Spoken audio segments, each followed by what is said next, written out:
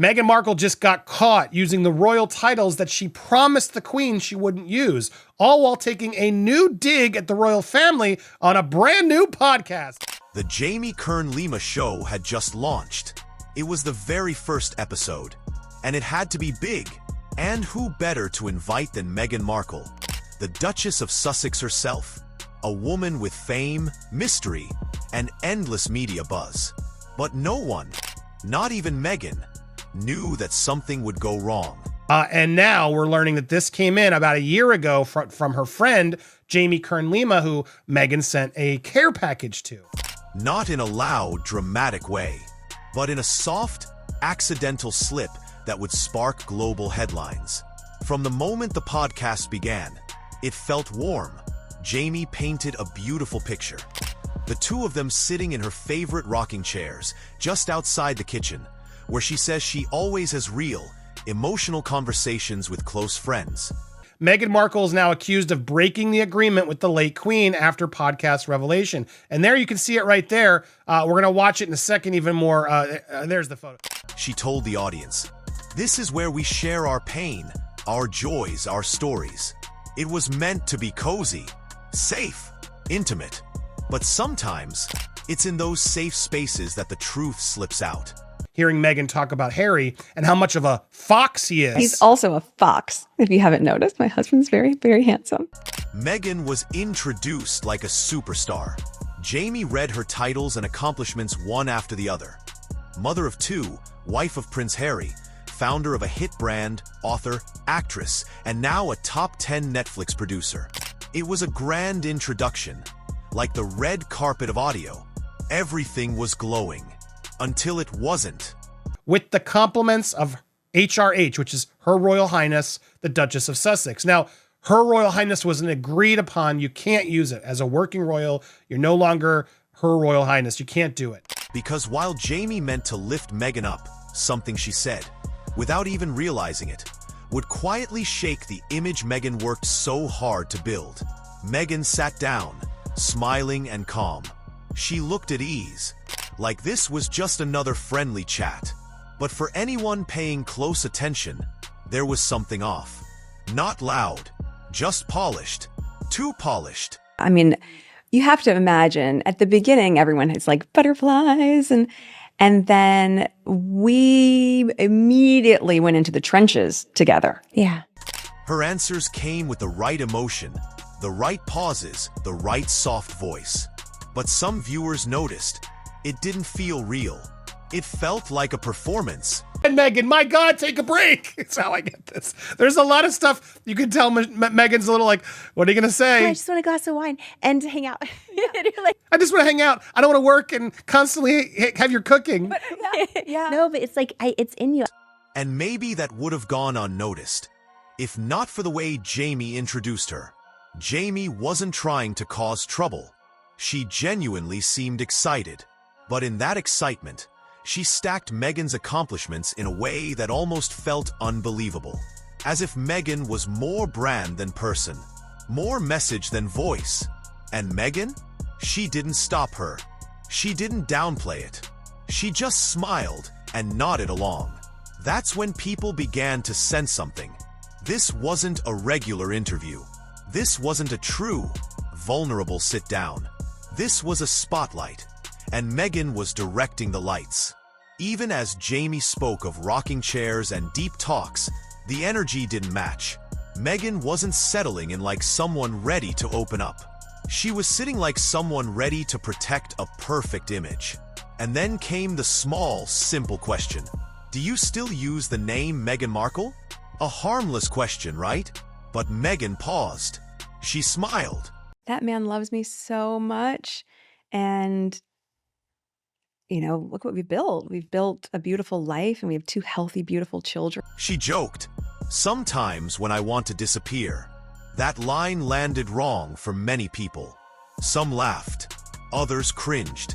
Because for someone who has chased headlines, launched brands, and led interviews, saying she wants to disappear felt more like a crafted line than a real answer.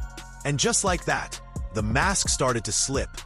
Not because Meghan said too much, but because she didn't say enough. As the episode continued, Jamie Kern Lima tried to set a very specific tone. One of comfort, friendship, and deep connection.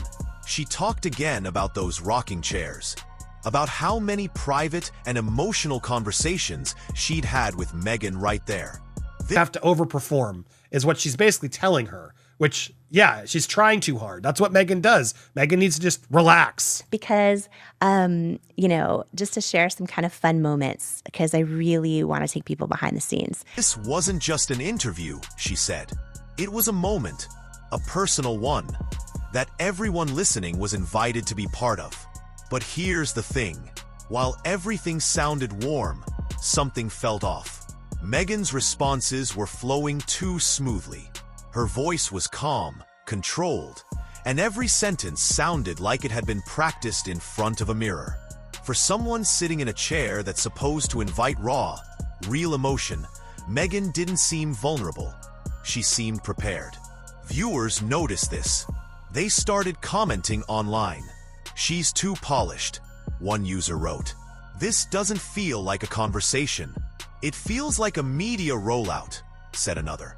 Even the way she smiled, timed perfectly after every serious thought, made it feel like she wasn't really letting her guard down. These things and you and I were raised. You and I were raised with TV dinners on a TV tray. Yeah. Right. Like. She just also cued her story before she got there, so it all feels prearranged. And I remember you came over. I'm like, I'm gonna make Meghan a charcuterie tray, which I just learned that word. Jamie was clearly excited to have Meghan on, and Meghan, in return, gave her safe, well-wrapped answers. But that's the problem. The podcast wasn't giving real talk. It was giving royal talk. And then came the moment that changed everything. Jamie, with all the charm of a close friend, asked a simple, playful question. "Do you still go by Meghan Markle?" It was said casually, in between laughs and small talk. No pressure, just a light moment. But Meghan froze, just for a second. Then, with a laugh that didn't quite feel natural, she replied, "Oh, sometimes, when I want to be invisible." At first, Jamie chuckled. The audience smiled. But the line didn't sit right. Invisible, coming from Meghan Markle, one of the most famous and talked about women in the world? Social media exploded. People began asking, why would someone constantly in the spotlight, someone who's launching brands, shows, podcasts, and public appearances, say she wants to be invisible? Was it a joke? A deflection? Or another way to play the misunderstood card? Suddenly, that one answer became the focus. Some said it was clever. Others said it was manipulative. But no one believed it was just a harmless joke. And it didn't stop there. Because right after that moment, Jamie, in her effort to support her friend, said something that would flip the entire podcast on its head. She said, "She's always strategizing, always 5 steps ahead." It was meant as a compliment, a kind word from one friend to another. But to millions of listeners around the world, it didn't sound like praise. It sounded like truth, accidental, unfiltered. That she just created sort of secret email addresses for her kids that she'll give to them at some point in their life. And she would just send to them, random pictures. The pictures that you aren't going to put in a frame. Yeah. Sort of like names, again, that you would never guess, that I will give them at some point in their lives when they're older. But before. And completely revealing. That one sentence would change everything. Right after the strange, invisible comment, Jamie Kern Lima did something that turned a friendly podcast into a global headline.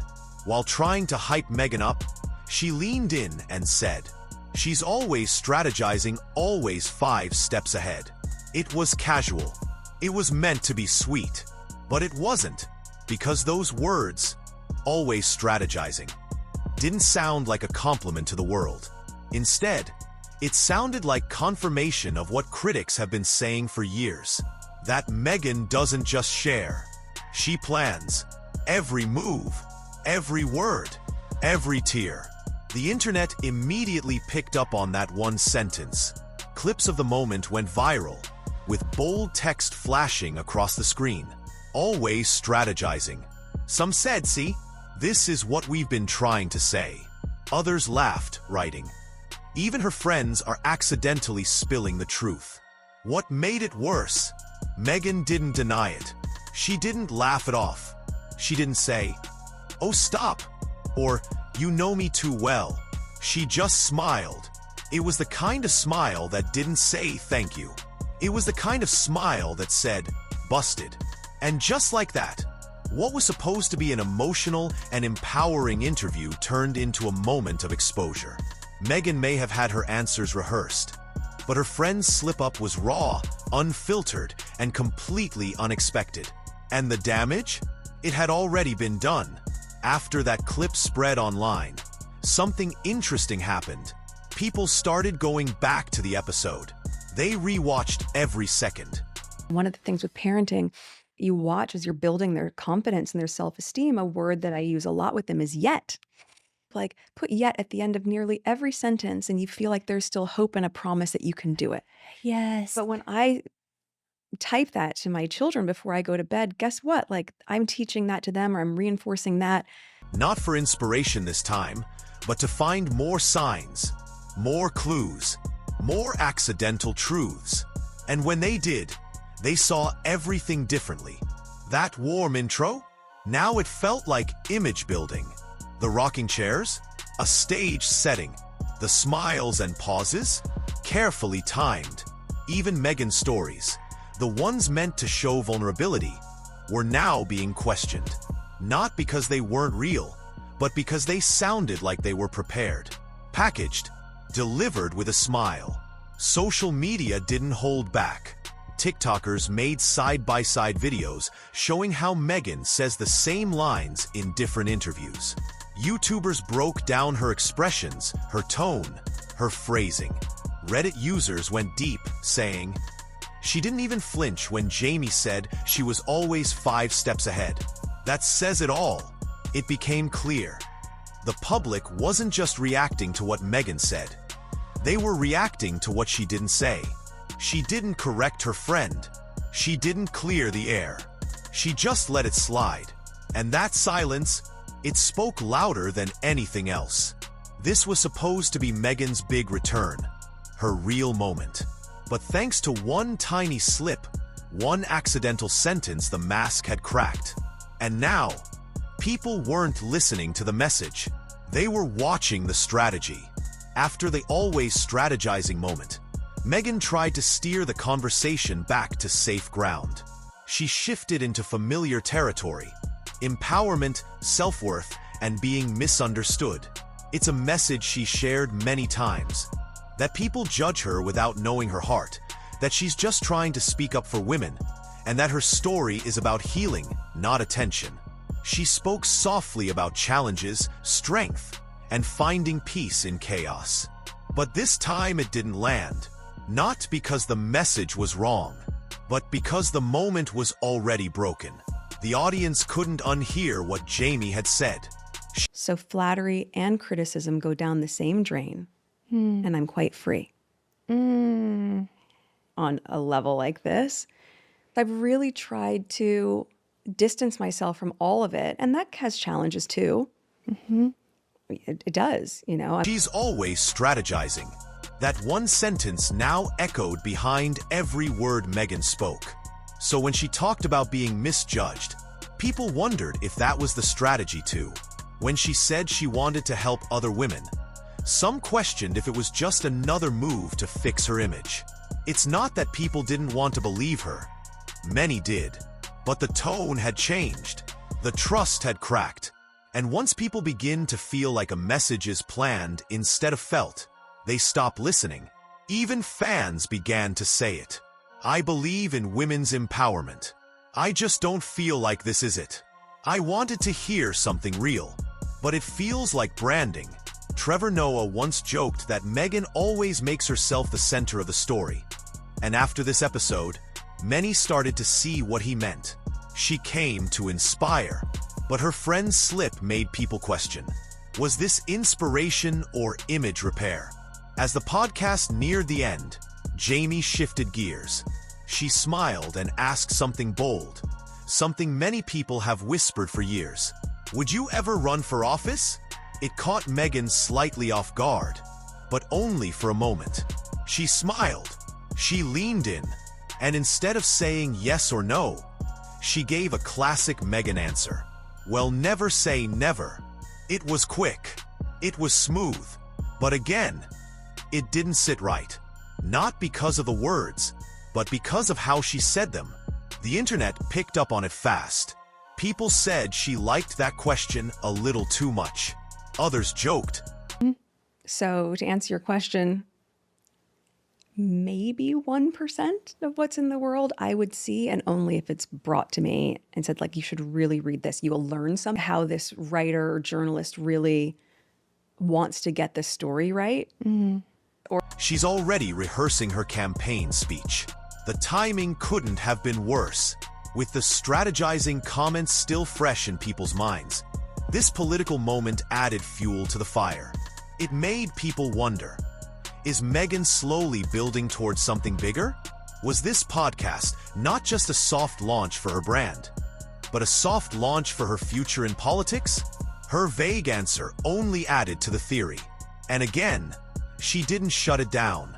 She didn't laugh it off. She left the door wide open. By the end of the episode, the podcast wasn't just a cozy interview. It had become a clue-filled performance. One where every word was now being seen as part of a bigger plan. Sometimes, the biggest truths aren't revealed through scandal or headlines. Sometimes, they come from an innocent comment, a quiet moment, a friend speaking freely, not realizing the world is listening. That's exactly what happened on the Jamie Kern Lima Show. Jamie didn't mean to expose Meghan. She was proud. She was excited. She wanted to show the world how brilliant her friend was. I give up. I don't even know what to say anymore. And I said, well, I didn't hear about it. Hadn't heard about it at all. I just texted her back. I was like, I hear there's something about like pie. And then... But in doing so, she said the one thing Meghan's critics have been waiting to hear for years. She's always strategizing. That one sentence did more than any tabloid story. It didn't come from a royal insider or a jealous journalist. It came from a friend, someone who loves and respects Meghan. And that's why it hits so hard. Because when your own friend says you're always playing 5 steps ahead, it doesn't sound like a compliment. It sounds like confirmation. People don't like being tricked. They don't like being sold a story dressed up as a conversation. And when they feel someone is always planning their next move, especially in a setting that's supposed to feel raw and honest, they pull back. That's what happened here. The podcast was supposed to be about connection, vulnerability, and heart. But thanks to one accidental truth, the whole thing was recast as a strategy session. Meghan didn't need enemies to bring her image down. Her friend did it, by telling the truth without even knowing it. In the end, this podcast raised one big question. Have we ever really seen the real Meghan? Or have we only seen the carefully shaped version? Built through interviews, shows, and speeches? The Jamie Kern Lima interview was her chance to change that. To speak freely, to be vulnerable, to connect without a script. But once again, things felt too perfect, too safe, too staged. And when the accidental moment slipped through, the strategizing comment, it reminded everyone that what we see may not be who she truly is. This wasn't a disaster. It wasn't explosive. But that's what made it more powerful. It was quiet exposure. And sometimes, that's what people remember most. Now the world is watching. Will Meghan continue shaping her image through carefully managed stories? Or will she finally let her guard down and show the unfiltered version of herself? Because right now, that's what people want. Not another brand. Not another podcast. Not another message. They want the woman behind it all. And until they get that, every new project she releases, no matter how polished or powerful, will be followed by one quiet question. Was that Meghan or just the strategy talking?